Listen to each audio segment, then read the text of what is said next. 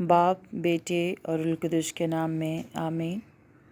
हमारे लिए आज की पाक इंजील की तिलावत बमुताबिक मुक़द्दस यूहन्ना 20वां बाब 11वीं से 18वीं आयत तक। कलाम मुक़द्दस में यूं मरकूम है, ज़हूर मसीह बर मरियम मजदली। लेकिन मरियम बाहर कब्र पर खड़ी रोती रही और रोती हुई झुकी और कब्र में नज़र की, और जहाँ यीशु की लाश रखी गई थी उसने 2 फरिश्तों को सफ़ेद पोशाक पहने, एक सरहाने और एक पायंती बैठे देखा, जिन्होंने उससे कहा, बीबी तू क्यों रोती है?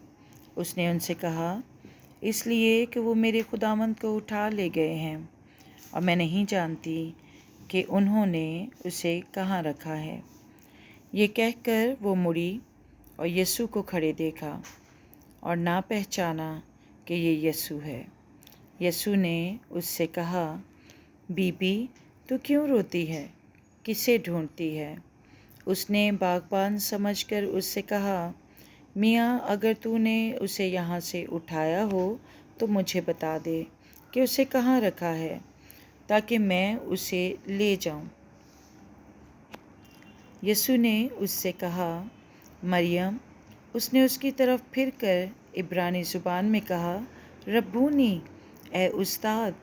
यीशु ने उससे कहा, मुझसे ना चिमटना, क्योंकि मैं हनूज़ अपने बाप के पास ऊपर नहीं गया, मगर मेरे भाइयों के पास जा और उनसे कह कि मैं अपने बाप और तुम्हारे बाप के पास, यानी अपने खुदा और तुम्हारे खुदा के पास ऊपर जाता हूँ। मरियम मजदली ने आकर शागिर्दों को खबर दी कि मैंने खुदावंद को देखा है और उसने मुझसे बातें कही हैं। पाक कलाम के पढ़े और सुने जाने पर खुदा की बरकत हो, खुदा का शुक्र हो। आमीन। मैं दुनिया के हर कोने में पैगाम सलीब का ले जाऊं, पैगाम गुनाह से मुआफ़ी का हर सिमत जहां में फैलाऊं। है अर्ज़ मेरी मसजूद मेरे, मैं साजिद तेरा बन जाऊं। अज़ीज़ मोमिनीन, जी उठे मसीहा का इत्मीनान, खुशी और हमेशा की ज़िंदगी पर ईमान, ईद क़यामतुल मसीह आप सबको मुबारक हो। अज़ीज़ों, मसीह खुदावंद ने हमारी खातिर दुख, तकलीफ़, अज़ियत और कर्ब का दर्दनाक तजर्बा करने के बाद मौत पर फ़तह पाई, क्योंकि उसकी ज़िंदगी गुनाह से मुबर्रा थी।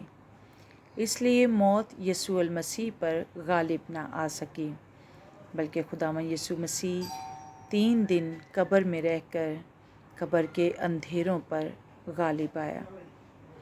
अज़ीज़ मोमिनीन, आज की पाक इंजील हमें नहायत खुशी की खबर देती है कि यीशु मसीह तीसरे दिन मौत और कब्र पर गालिब आया और वो जी उठा। Praise the Lord. और फरिश्तों ने ये खुशी की बशारत सबसे पहले मसीह की एक शागिर्दा खातून मरियम मजदली को सुनाई। अज़ीज़ों, जब हम 10वीं और 11वीं आयत पर गौर फरमाते हैं तो ये हकीकत हम पर आया हो जाती है कि मुक़द्दस पतरस और दूसरा शागिर्द यीशु मसीह को कब्र में ना पाकर अपने घरों को वापस लौट गए, लेकिन मरियम मजदली कब्र पर खड़ी रोती रही। मरियम मजदली जो कि खुदावंद यीशु मसीह की शागिर्दा थी, मुक़द्दस लूका की इंजील 8वें बाब की 2री आयत में हमें पता चलता है कि जिसे मसीह खुदावंद ने 7 बदरूहों से शिफा बख्शी थी, और वो मुक़द्दसा मरियम और बथेरी और ख़वातीन के साथ खुदावंद यीशु मसीह की खिदमत में मशगूल थी। मरियम मजदली की ज़िंदगी में बात पूरी हुई کہ ڈھونڈو گے تو پاؤ گے۔ عزیزو، مریم مجدلی جو کہ جی اٹھے مسیحا کی خوشخبری پانے اور پھر اس کے شاگردوں تک پہنچانے میں جی اٹھے مسیحا کی پہلی گواہ اور شاگردہ ٹھہری۔ لیکن عزیزو، غور فرمائیں، اس اعزاز کو پانے سے پہلے مریم مجدلی میں تحریک تھی، وہ متحرک تھی، وہ پر امید تھی، وہ مسیح کے درد اور تکلیف کو محسوس کر رہی تھی۔ جب مسیح کو پیار کرنے، جان دینے تک وفادار رہنے والے شاگرد نا امید ہو کر واپس لوٹ گئے تو وہ مضبوط ایمانی چٹان کے ساتھ امید کی کرن لیے وہیں کھڑی رہی اور دکھ اور اذیت کا تجربہ کرتے ہوئے امید میں دوبارہ قبر کی جانب جھکی، یعنی اس کی تحریک میں کچھ حرکات، ایکشنز قابل غور ہیں۔ پہلا نکتہ، وہ مسیح کے دکھ میں دکھی تھی۔ نمبر 2، وہ ایمان میں مضبوط اور پر امید تھی۔ تیسری بات، وہ مسیح کو اپنا شخصی نجات دہندہ قبول کرتی ہے اور فرشتوں سے کہتی ہے کہ وہ میرے خداوند کو اٹھا لے گئے ہیں۔ چوتھا نکتہ، وہ مڑی، یعنی وہ مسیح کی تلاش میں تھی، ادھر ادھر اس کو تلاش کر رہی تھی۔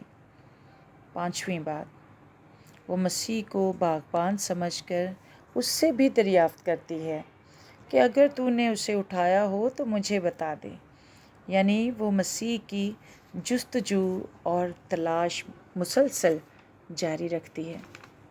اور چھٹا نکتہ، جو کہ بہت اہم نکتہ ہے، کہ جب مسیح نے اس کا نام پکارا اور کہا مریم، تو عزیزو، اچھے چرواہے کی بھیڑ نے جو اس کی آواز پہچانتی تھی فوراً کہا ربونی، اے استاد۔ اور ساتواں نکتہ، کہ مسیح نے اپنی اس بھیڑ کو بشارت کی ذمہ داری سونپی اور اسے کہا کہ جاؤ اور یہ بڑی خوشی کی بشارت بھائیوں کو پہنچا دو۔ آٹھویں بات، عزیزو، مریم اس ذمہ داری اور خوشی کی خبر کو لے کر واپس لوٹی اور انجیلی بشارت کی ذمہ داری پوری کی اور گواہی دی کہ مسیح اپنے وعدے کے مطابق جی اٹھا ہے۔ عزیز مومنین، آئیں ہم بھی مریم مجدلی کی مانند اس خوشی کی خبر کو دنیا کی انتہا تک پہنچانے کا وسیلہ بنیں